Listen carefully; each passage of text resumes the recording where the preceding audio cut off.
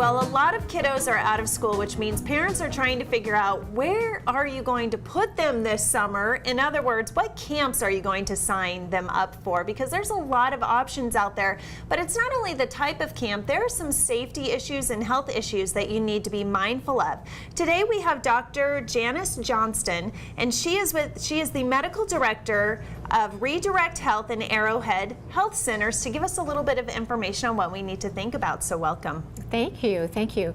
Well, I think one of the first things that you should think about with your children, especially if they have some sort of chronic illness. So asthma is probably one of the most common things that we see with children. To make sure that the camp counselors know that your child has asthma and that they have their medications with them. A lot of times, you know, we give asthma medications on a preventative basis, and they need to take that daily so that they won't get an asthma attack. So we need to make sure that the camp counselors are on board with that as well and understand the importance of making sure that they take their medication regularly. That's a good point. I have a 6-year-old, and if he had asthma, he might not know when he needs his inhaler or where it is or what he needs to do, like a 10-year-old might. So making sure that the camp counselors or the directors are very familiar with that procedure would be important. Question for you, should you have a separate inhaler that you keep at camp for asthma or other things like that? Well, I think it's a great idea to have inhalers all over the place, because what happens a lot of times is that someone will start to feel tight in their chest and they'll need their asthma inhaler, but then we look around and we don't know where it is, right? So it's important for mom to have one, for dad to have one, you know, to have one at home, to have one at grandma's house.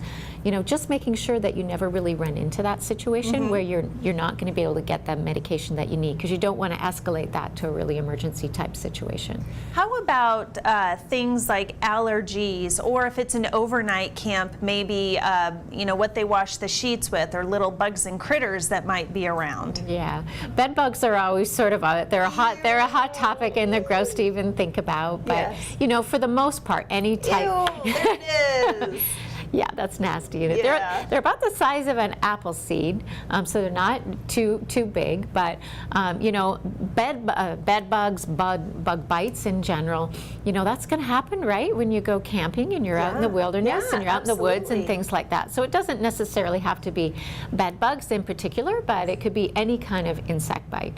And you know, it's pretty common for us all to have a small, minor type of reaction where we welt up a little bit, we get a little bit itchy, and for the most time it's more of a minor nuisance type of thing. So you can put some cortisone cream on that, maybe take some Benadryl, things like that. But you know, sometimes people will have quite serious reactions to insect bites, and like bee stings in particular, where they can actually get, you know, tight in their chest and have an anaphylactic reaction to them as well. So you need to talk to the camps about, not only day camps but overnight camps, about their medical services that they have on site. Yeah, then just making sure that they do understand what's wrong with your child or what potentially could go wrong if something happens. Okay. And then we only have a couple seconds left, but I imagine it could probably be pretty smart for parents to educate the kiddos on their own health issues. So if they're 6 or 7 or 8 years old, they can at least voice their concerns to the camps too. Exactly, yeah. I think, you know, children, it's never too young to start educating them about their own health.